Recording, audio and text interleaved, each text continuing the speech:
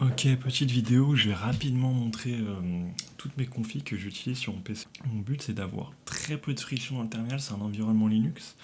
Pour mon emploi du temps, avant j'utilisais Google Agenda, et ouvrir Google Agenda, regarder, mettre des notes et tout, je trouvais ça compliqué, enfin mon calendrier à jour c'était compliqué, du coup maintenant j'utilise Conky. Donc voilà, j'ai dans mon terminal, dans mes Windows, tout le temps mon script conquis qui tourne dans le bac qui me dit les heures de ma journée, ce que je dois faire. Donc là, par exemple, en ce moment, normalement, je pensais bien, mais bon, là, je recorde la vidéo. Hop, donc j'ouvre mon terminal, et si j'exécute mon NeoFetch, on va me dire que je suis sur Kitty et normalement i3. Bon, du refetch, je sais pas pourquoi j'exécute ça, on va sur NeoFetch, c'est le plus simple. Donc du coup, j'ai Kitty et i3, c'est ce que j'utilise comme environnement. Là, comme on peut voir, les Windows, c'est i3. Et quand je bouge de Windows, j'ai mon fond d'écran et mon script qui tourne. Donc c'est vraiment très pratique. Pourquoi j'utilise i3 et pas d'autres? Il y en a plein, des Window Manager, notamment Hyperland qui est en ce moment en train de péter. i3 c'est minimaliste, c'est juste un fichier et c'est très rapide. Voilà, rien que pour ça.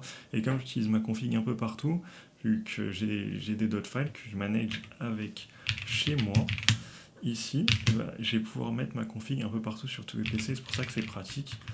Ça permet d'avoir un petit peu du versionning et d'arrêter à chaque fois que je vais aller sur un PC, de remettre tous mes fichiers. Donc je vous conseille en tant que .file management chez moi, c'est français en plus, très pratique. Si vous voulez voir un petit peu, voilà, j'ai tout ça. Bon, j'utilisais à la critique comme je vous ai dit. Maintenant, j'utilise juste i3, Kitty, nvim, j'utilise beaucoup nvim. Et pour mon script, il tourne dans un fichier routine.conf. Ah, j'ai pas mis à jour ma LSP. Tout simple comme ça, ou juste à mettre à jour ma journée, et si je veux la changer, et j'ai juste à aller par exemple prendre tout, et là on est le 5e jour de la semaine, aujourd'hui on est vendredi, mais si je fais, parce qu'à la fin le 5 ça va juste me dire à quel jour je l'affiche, mais si par exemple j'applique sur tous mes fichiers, tu me vas en fin de ligne et tu me mets ça le 6, hop, boum, et pour demain je vais pouvoir avoir ma journée. En général je fais ça le dimanche et je fais toute ma semaine. Donc voilà, là j'ai pas sauvegardé, mais en gros c'est pour vous montrer. Donc c'est le premier truc que je fais. Vim, j'utilise NeoVim, vous venez de le voir. J'utilisais Vim pendant très longtemps parce que je voulais faire le mec qui n'utilise pas de plugin, rien du tout, flat. J'avais lu un livre qui s'appelle Practical Vim que j'ai toujours, que je garde souvent, il est là. C'est la bible de Vim, vraiment. Et le but c'est de comprendre Vim en profondeur, c'est pas d'apprendre les raccourcis en mode oui je connais quelques motions, des commandes, et derrière vous avez un sheet et vous appliquez les commandes, c'est comprendre comment Vim marche. C'est un système modal, il y a différents modes, il y a des commandes en mode d'insertion, en mode normal, bon ça tout le monde le sait, mais les scripts, les macros, le fait qu'on peut rappeler des choses via le terminal, c'est extrêmement puissant. Et tout peut se combiner, c'est un langage à part.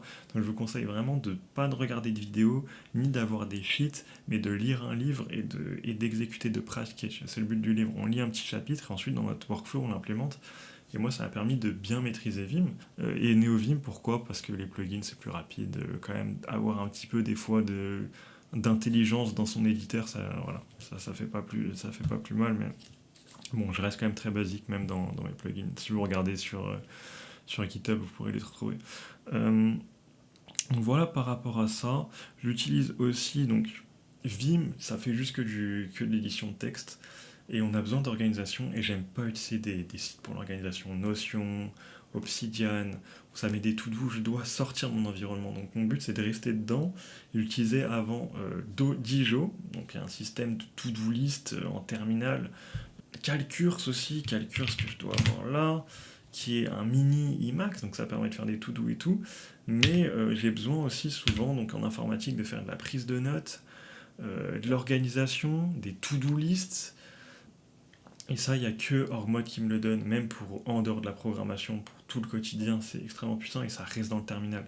Du coup, j'ai une page où j'ai mes blogs dans la journée, comme vous avez vu mon script tout à l'heure, donc le planning de ma journée, et j'ai mes to-do list derrière, donc qui viennent s'ajouter. Du coup, ça me fait que je sais toujours quoi exécuter, je sais ce que je dois faire dans la journée en permanence, même demain, même la semaine d'après, et je suis dans mon terminal, et le truc qui est fort, c'est que c'est très modulable, je peux ajouter et retirer facilement. Là, par exemple, on voit que j'ai mes plannings de la semaine, et que j'ai aussi mes prises de notes, donc là c'était un peu vide, mais il n'y a pas grand chose, mais par exemple, si là je veux modifier des choses dans mon fichier, réduire, augmenter, monter, descendre, je sais pas, rajouter un truc, par exemple, je vais dire une to-do Halloween, parce que c'est Halloween demain, je vais mettre ici, boum, je vais mettre allez, hop, Halloween, et ici juste à ouvrir, et boum, on voit qu'ici il y a Halloween, je dois faire Halloween, bon ça veut rien dire, mais je peux ensuite aller là et changer les états. Par exemple, là je peux me dire que c'est en attente,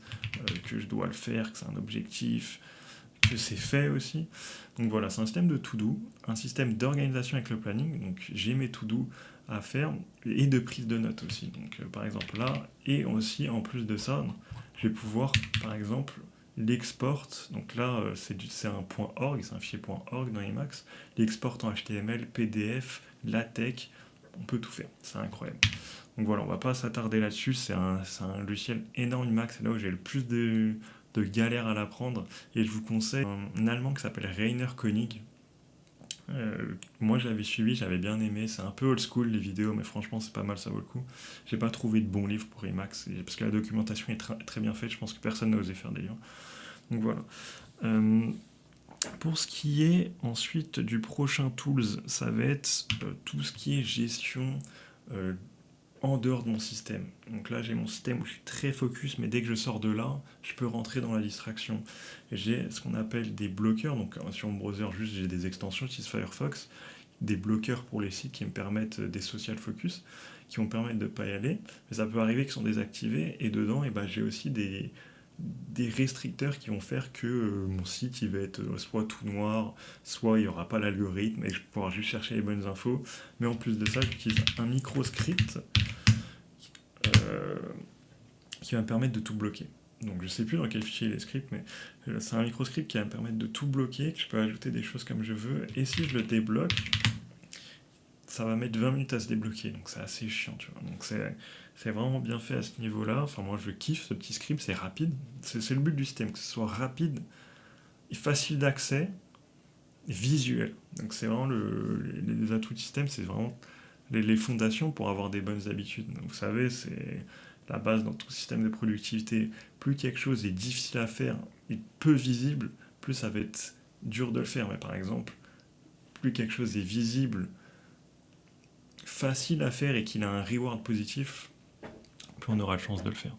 Donc c'est la base de l'environnement. Mais quand même, j'aime bien avoir des infos sur plein d'aspects et j'utilise ce qu'on appelle des RSS feeds. Donc les RSS feeds, c'est quoi? C'est on traque tout ce qui se passe sur Internet. Quelqu'un qui fait un post sur n'importe quel réseau, un commentaire, ou qu'un gars il va poster un livre sur Goodreads, ou un mec qui va faire une vidéo sur YouTube, un gars qui va commenter quelqu'un sur Reddit, on peut le traquer, ce qu'on a appelé ça un flux RSS. Donc c'est très facile à récupérer et on peut remplir un fichier comme ça. Donc là j'ai demandé à ChatGPT de m'en générer un pour la vidéo. Mais de base moi je follow 4-5 trucs max, tu vois. Genre j'ai follow peut-être 2-3 youtubeurs français, quelques posts sur Twitter, notamment quand je travaillais, j'avais un peu besoin de Twitter avant, je travaillais dans les jeux vidéo, j'avais besoin de Twitter, j'ai traqué quelques trucs Twitter. Et voilà, et quelques blogs aussi, des posts ou des gens qui postent des livres. Et ça me permet donc de tout regrouper ici. Et par exemple, si je fais des A, je peux les supprimer. Ce qui est bien, c'est que je peux juste directement aller ici et regarder. Par exemple, dans technologie, je vois ce que les gens y postent. Je vais voir un mec